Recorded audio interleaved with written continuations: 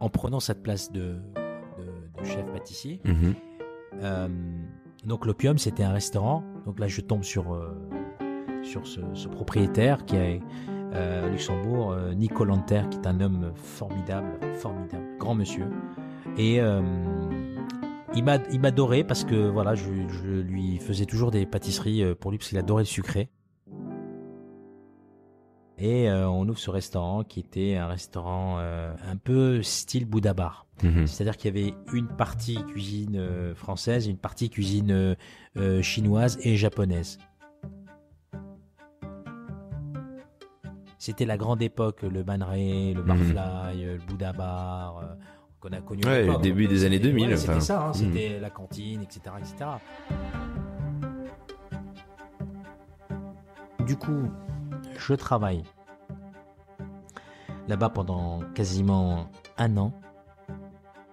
Et au bout d'un an, en fait, il s'est passé l'impensable. C'est que je me retrouve à la tête du restaurant. Pourquoi ? Parce qu'ils trouvaient plus de chef. Le chef il est parti, etc. Ils ont essayé de le remplacer, ça marchait pas. Et puis un jour, je sais pas pourquoi, je me retrouve en tant que chef de cet établissement. Et du métier finalement de pâtissier, je suis revenu au métier de cuisinier. La cuisine. Et là, donc, je reprends tout. Et là, encore une fois, on revient à la même chose. C'est que ne vous inquiétez pas, les gars, vous pouvez compter sur moi. À l'époque, il y avait, en plus, ce qui était très drôle, c'est qu'il y avait une rangée où ils parlaient tous que anglais ou chinois. Et il y avait donc la partie où ils parlaient français. Mais donc, il fallait coordonner. Ouais. En cuisine, vous savez, quand il faut envoyer les plats, ce que vous cuisez au wok, c'est pas la même chose que quand vous cuisez un filet de bœuf Rossini dans la partie de la cuisine française. Donc, il fallait tout anticiper, quoi. On faisait 180 couverts. Ouais, c'est ce que j'allais vous demander, le volume. Moi, je montrais que j'étais là. Et finalement, ça a super bien fonctionné. Donc, ce poste a duré pendant 2 ans. Entre-temps, ce que j'ai fait, c'est que j'ai arrêté. Et je suis retourné en pâtisserie. C'est-à-dire que vous avez cette expérience-là, ce volume, vous prenez tout en charge, ça monte, il y a cette intensité-là, et vous faites stop. Ouais, j'ai arrêté. J'avais dit au propriétaire à l'époque, j'avais 23 ans, je lui ai dit je veux voir d'autres choses. Et donc, moi, j'avais soif d'apprendre. Je voulais bosser chez Oberweis.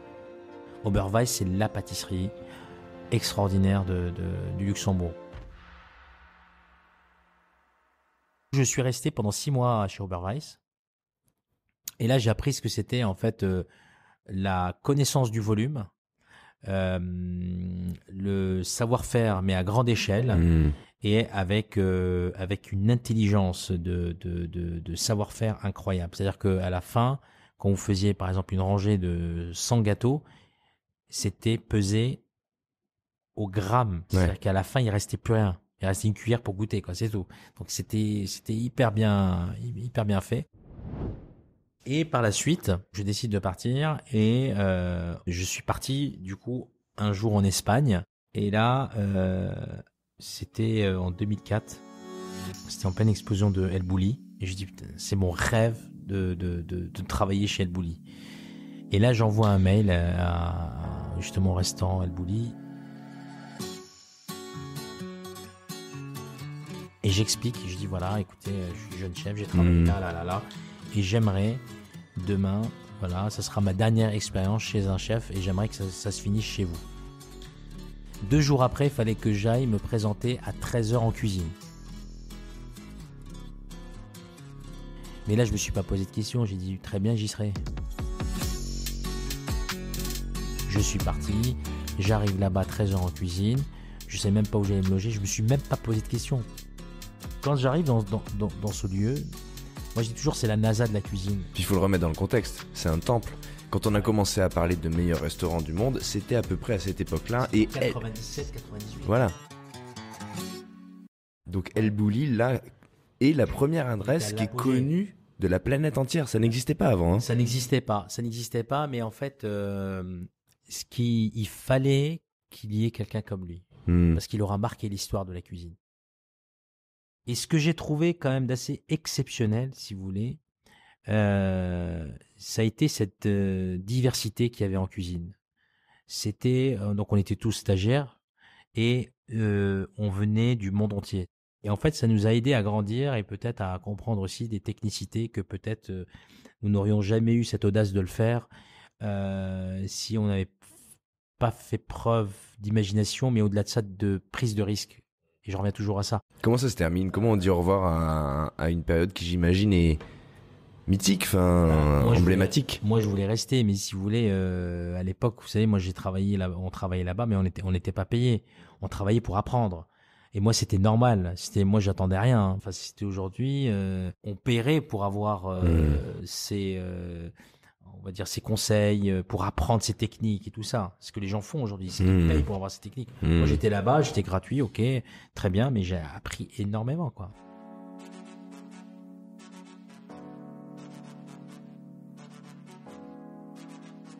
J'ai 24 ans et si c'était à refaire, je referais demain, quoi. Par la suite, je suis retourné à Tours, donc là où j'ai grandi, et je voulais avoir une place de chef.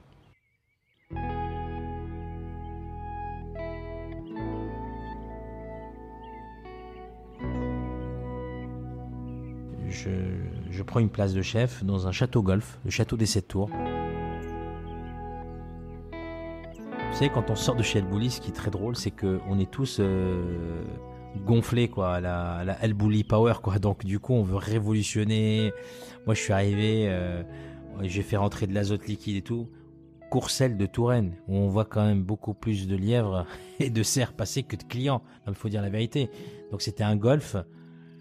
Et moi, bon, j'arrive, il y avait cette véranda, je me rappelle toujours, il y avait des sets de table en papier, du beurre président. Et c'est vrai que les propriétaires à l'époque me faisaient confiance. Je leur ai dit, voilà, moi j'arrive. Par contre, moi j'ai envie de faire un gastro.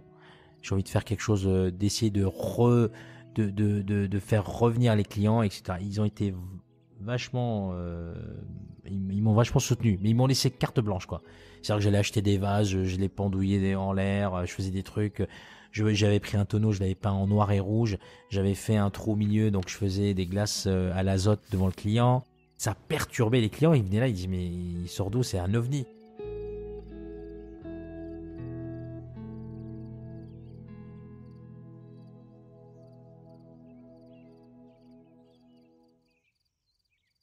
Et beaucoup de clients ne comprenaient pas à cette époque.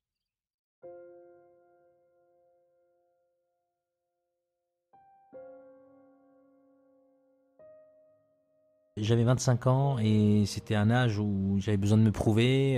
Je faisais pas forcément ma cuisine et je m'étais un peu perdu là-dedans dans cette cuisine moléculaire où j'étais persuadé qu'en fait c'était ça qu'il fallait faire, etc., etc. Alors que pas du tout, parce que j'écrivais pas mon histoire, mais j'écrivais celle de Ferran Adrià. Et de manière assez démonstrative en plus, j'imagine. À cet âge-là, on veut montrer, on veut. Et on veut montrer tout ça, et c'est normal. C'était un passage obligatoire, donc je suis passé par là. Et un jour, donc je me retrouve là où j'ai eu vraiment le déclic. C'était un jour où j'ai eu un client. Je lui fais une sélection de 15 plats et au milieu du repas, je leur fais une tomate cœur de bœuf qui a été ramassée dans le jardin, qui était mûre à souhait, qui était frottée à la vanille avec une liqueur d'huile d'olive. Truc le plus simple. À la fin du repas, les clients m'ont parlé plus de la tomate que du reste. Et c'est là que j'ai compris que j'étais totalement en tort et qu'il fallait pas que j'aille dans cette direction, mais il fallait plus que j'aille dans cette direction et me trouver, me chercher et me trouver. Et du coup, j'ai commencé à peaufiner. Qu'est-ce qu'on fait là? On est pur? On réfléchit? On est pur, c'est qu'on va plus le bon produit, le bon assaisonnement, la bonne température, et on essaye ce qu'on dit simple, mais simple ne veut pas dire facile, hein. Mais c'est d'aller au plus juste, quoi. Faire un très bon beurre blanc avec un bar, c'est délicieux quand c'est bien fait, quoi. Je veux dire, voilà, au moins on est dans une vérité absolue, et j'écris ma cuisine.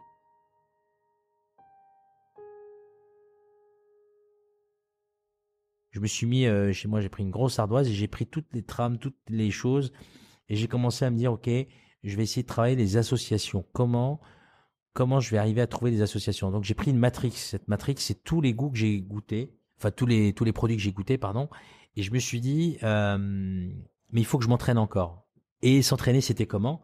C'était par exemple, vous prenez un carré de chocolat blanc, vous prenez un morceau d'olive noire les deux, bam, ça marche quoi. Je prenais du céleri, je prenais un peu de café, waouh, ça marche. Et du coup, je m'entraînais tous les jours en cuisine. Donc là, vous créez un petit laboratoire personnel, Là, vous rentrez dans la recherche. Que je faisais. Donc, je me suis dit, il faut que je me construise cette matrix de goût pour que demain, quand je pense à un plat, je sais à l'avance le goût qu'il va avoir. Et entre-temps, donc je m'étais associé avec les propriétaires du château. On avait ouvert un restaurant à Tours qui n'a malheureusement pas tenu. Malgré tous les efforts que j'avais mis, toute l'énergie, j'avais ma mère qui était venue faire la plonge, ma sœur qui était là aussi à m'aider en cuisine. Ouais. Mais c'était parce que vous voyez, cette résilience finalement, vous prenez chaque problème. Pas lâcher. Ouais, puis vous prenez pas ça comme un problème. Vous dites non, mais je vais y arriver quoi. Entre-temps, j'ai eu donc 2 frères qui sont venus me voir. Et qui m'ont demandé de leur faire du consulting dans un hôtel rue de l'Arbre Sec. C'était pour leur faire la carte et leur placer un chef. Et au final, j'ai dû déposer. Et du coup, je leur ai dit, vous savez quoi, le chef, finalement, ça va être moi. Donc là, du coup, je me retrouve à Paris. J'avais plus rien. C'était en 2011. Et là, donc, je commence à travailler dans cet endroit. Et en fait, ce qui s'est passé, c'est que à cette époque, j'avais eu la chance de pouvoir recevoir à l'époque, avant de fermer le restaurant à Tours, j'avais reçu le Goemio. Et en fait, le Goemio voulait me décerner le prix de Grande Demain. Donc, il me cherchait partout. Je reçois un appel, je me rappelle toujours, c'était en septembre. Et là, Patricia Alexandre me dit, voilà, Kram, j'espère que tu vas bien, on t'a cherché partout. J'ai dû appeler Olivier Arlot à Tours pour qu'il me donne ton numéro de portable, etc., etc. Où es-tu? J'ai dit, je suis à Paris. Malheureusement, comme tu sais, j'ai dû fermer le restaurant. Maintenant, je suis à Paris, quoi. Et là, elle me dit très bien et tout. Elle me dit, voilà, on voulait te décerner le prix de Grande Demain. Oh, je dis, putain, incroyable et tout. Et là, mais je lui dis, mais par contre, j'ai plus de restaurant à Tours. Elle me dit, non, mais on te le donne à toi, quoi. Du coup, derrière, ça s'est enchaîné. Il y a eu plein d'articles. Ouais. Plein d'articles. Ah oui, c'était un super tremplin. Là, franchement, voilà. C'est bien d'avoir un prix à l'ouverture de... Ah non, mais c'était incroyable. Non, mais ma vie, c'est que ça. Parce que, vous savez, je pense que quand vous êtes rempli de bienveillance et vous y croyez toujours au fond de vous, je vous assure, tout vient. Ça revient. Mais vraiment. Mais les moments les plus durs sont forcément les plus intéressants. Parce que c'est là que vous construisez une histoire. C'est non pas être hargneux ou en colère par rapport à ce qui vous arrive. Non, au contraire, c'est de vous dire, c'est une chance finalement. Ça vous mène quelque part. Là, vous êtes à un truc charnière quand même. Vous avez réfléchi, vous avez certainement un petit peu affiné votre vision, ce que vous êtes, ça commence à se dessiner. Vous arrivez à Paris, nouvelle adresse, un prix. Un prix. 2 mois après, je reçois un appel d'un monsieur qui avait des restaurants à Paris. Il me dit, je voulais juste vous voir. Bon, parce que j'ai des restaurants, je veux m'en séparer, etc., etc. Donc j'arrive dans ce restaurant qui était rue Lauriston. Et là, il me dit, écoutez, voilà, j'ai ce restaurant, je voudrais que vous le récupériez, ça peut être bien pour vous, j'ai vu ce que vous faites, c'est incroyable, etc., etc. Je dis ouais, mais très bien, mais sauf que moi j'ai pas j'ai pas d'argent, quoi. Et là il me dit mais non, mais je vous fais crédit vendeur. Oh. Du coup j'ai dit ok, très bien, j'ai même pas réfléchi, crédit vendeur, je lui serre la main, on se retrouve chez le notaire. Par contre j'avais mis des conditions comme quoi j'allais le payer 3 mois après l'ouverture du restaurant. Il m'a dit ok, parce que je voulais me faire un peu de trésor et tout ça. C'est pas beaucoup, 3 mois. Non, c'est pas beaucoup, mais j'étais sûr de moi parce que je me suis dit, au moins, j'aurais 1 mois d'exploitation. Ça me permet, j'étais tout seul en cuisine, j'avais un serveur et un plongeur, on était 3. Donc je me suis dit, ça va. Et donc là, on ouvre. Et là, au début, un peu difficile, parce que forcément, personne ne me connaissait à Paris. Mais grâce à la presse, les revues de presse que j'avais eues à l'époque, en étant Grande Demain, ça m'a aidé justement à avoir un peu de clientèle. Et petit à petit, puis à chaque fois qu'il venait, donc j'ai laissé de bouche à oreille. Puis un peu, moi j'ai ouvert un peu à l'ancienne, c'est-à-dire que moi j'ai ouvert sans trésorerie, sans rien. Le tiroir caisse était vide. C'était le premier client qui rentrait, ce qu'il y avait dedans, et on tournait avec, quoi. C'était comme ça. Et franchement, c'était magnifique. Parce que justement, les plus belles histoires se font comme ça, en règle générale. Parce que du coup, quand vous faites bien, quand vous êtes honnête avec les prix, etc., donc les gens viennent vous voir. Puis je communiquais beaucoup aussi à l'époque sur Facebook. Là, on est en quoi? En 2011 à peu près? C'était en 2011. Ouais, c'est ça. 2011. Donc j'ai démarré comme ça et effectivement, le restaurant au bout de 3 mois était plein. On avait une liste d'attente de folie. Moi, je me souviens de cette époque. Voilà. Je me souviens qu'on parlait de vous. Ouais. Beaucoup sur la scène parisienne. Ouais. Et par la suite, du coup, l'année d'après, paf, je chope une étoile. Incroyable. C'était fou. C'était dingue. Vraiment, j'en revenais pas, quoi. En fait, Vous y aviez pensé à ça ou pas? Non, pas du tout. En fait, on n'avait pas ouvert le restaurant pour ça. Je me suis jamais dit que j'allais ouvrir le restaurant pour avoir une étoile. Et c'est ça qui est beau. C'est d'autant plus appréciable. Parce que quand vous travaillez pas pour ça, mais que vous travaillez parce que vous aimez ce que vous faites et que vous faites bien votre travail et que vous aimez bien faire, les étoiles, elles viennent, généralement. Mais c'est plus on les attend, plus on peut être déçu. Voilà, et moi je peux vous dire parce que donc 2012 une étoile, 2014 deuxième étoile, ok. Donc là, voilà. Quand vous avez ces étoiles, ces 2 étoiles, comment vous le prenez? Qu'est-ce que vous vous dites? Et à quoi, à ce moment-là, ressemble votre cuisine? Parce que si les étoiles vous trouvent, c'est que à ce moment-là, vous êtes certainement trouvé vous-même. Bah à ce moment-là, oui, j'avais fait une cuisine hyper singulière. J'avais créé l'ananas, d'ailleurs, qui est toujours l'ananas noir au charbon. Je travaille beaucoup le noir, donc l'ananas au charbon, le homard en bouteille. Moi, j'ai jamais copié qui que ce soit. Je pars toujours d'une feuille blanche. Même ici, ce restaurant, il se veut aujourd'hui plus un incubateur, presque un cabinet de curiosité, je dirais même. Je mets mes idées en œuvre avec mes équipes pour essayer de faire des choses qu'on voit pas, quoi. J'aimerais pas qu'on vienne chez moi, qu'on me dise ça on l'a vu quelque part ou ça on l'a vu quelque part. Mais moi, ça fait des années de travail. Toujours, l'être humain est une belle pierre qui se sculpte, mais c'est vrai. Je me suis sculpté toute ma vie à essayer de me chercher, de me comprendre, d'essayer de trouver ma cuisine, quoi.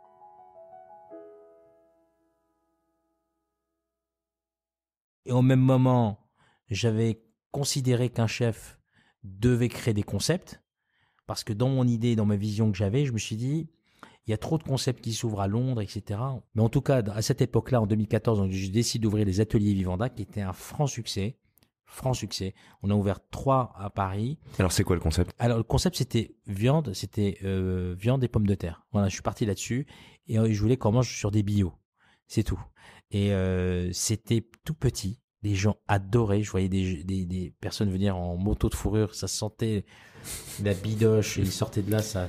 Mais ils étaient tous contents. Ils me disaient, c'est pas grave, ça valait le coup. Donc, ils revenaient à chaque fois. Et moi, j'avais honte. Je dis, je suis désolé, vraiment. Je sais que ça sent la fumée, etc., de la viande et tout. Mais les gens adoraient.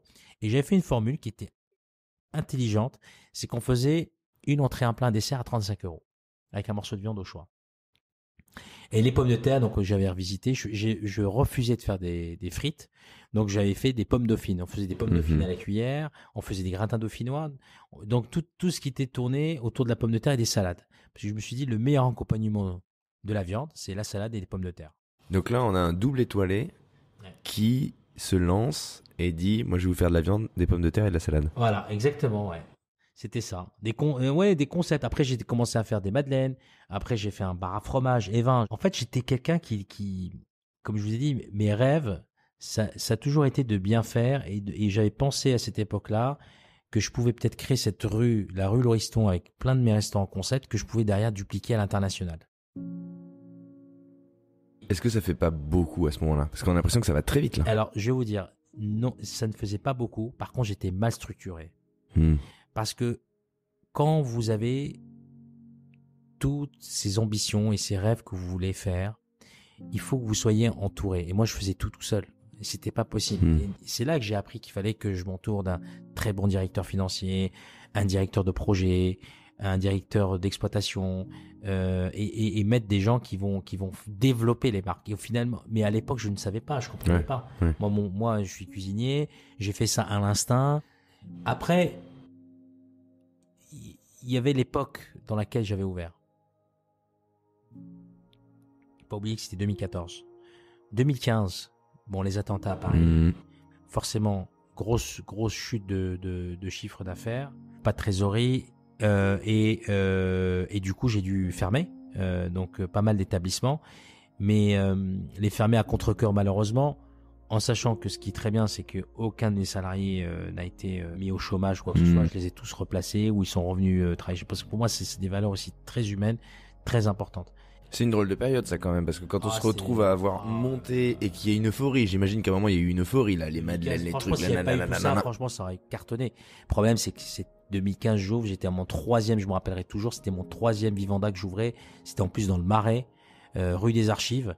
Au même moment, bon, il y a eu le Bataclan, etc. Et là, ça a été quand même très très dur, très difficile. Très difficile parce que pas de clientèle. On était dans un climat quand même très morose. Et par la suite, ça s'est enchaîné avec les gilets jaunes, les grèves. Et puis après, bien évidemment, il y a eu le Covid.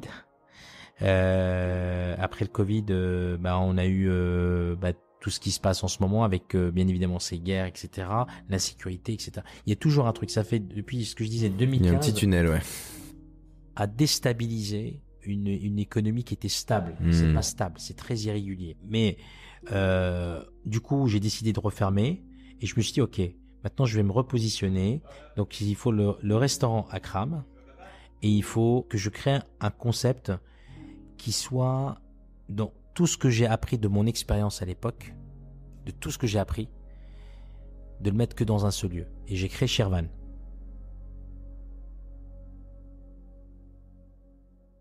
Donc là, on recentre, on fait la synthèse, on essaie de on se recentre. Exactement, on se recentre, on se dit ok, qu'est-ce que j'ai appris, comment je peux faire et tout ça. Ça fait partie de la maturité aussi. Et du coup, je dis ok, je vais faire un concept qui est facilement duplicable. Ah oui, pardon, parce qu'à l'époque, quand j'avais ouvert les concepts, j'avais commencé à exporter les concepts à l'étranger. J'avais ouvert le restaurant Akram avec une étoile à Hong Kong.